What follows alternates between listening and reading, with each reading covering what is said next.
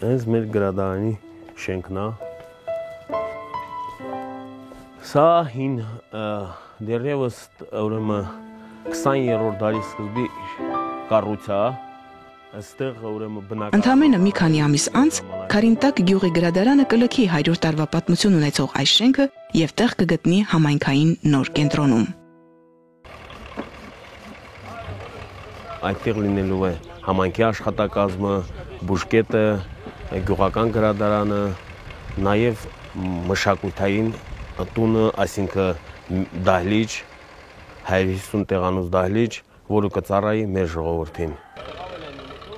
Համայնքի ղեկավար Մխիթար Արուշանյանը կենտրոնի կառուցումը կարևոր իրադարձություն է համարում քարինտակցիների կյանքում, քանի որ Սովետական միության տարիներին, թե հետպատերազմյան տարիներին նման շենք գյուղում, նման տիպային շենք, նման ստանդարտներով ներկա պայմաններին չի կառուցվել։ Քարինտակի համայնքային կենտրոնը կառուցվում է Հայաստան հիմնադրամի Արգենտինայի տեղական մարմնի հատկացրած միջոցներով։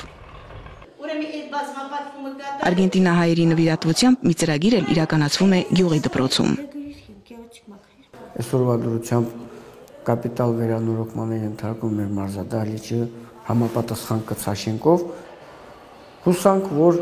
նոր ուսումնական տարում արդեն կունենանք մեր մարզադահլիճ։ Միաժամանակ երկու ծրագիր նույն համայնքում։ Քարինտակն այսպիսով համալրում է Լեռնային Ղարաբաղի Հանրապետության եւ Հայաստանի այն բնակավայրերի շարքը, որտեղ հիմնադրամը փորձում է լուծել բոլոր խնդիրները։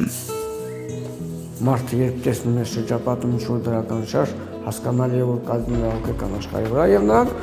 ավելի լավատես են դառնում կյանքի նկատմամբ։ Դա բնական է։ Քարինտակում անհամբեր սպասում են արգենտինահայ բարերարներին, որպեսզի ազգանպաստ ձեռնարկների համար իրենց երախտիկի խոսքն ասեն։ Շնորհակալություն կհայտնենք նրանց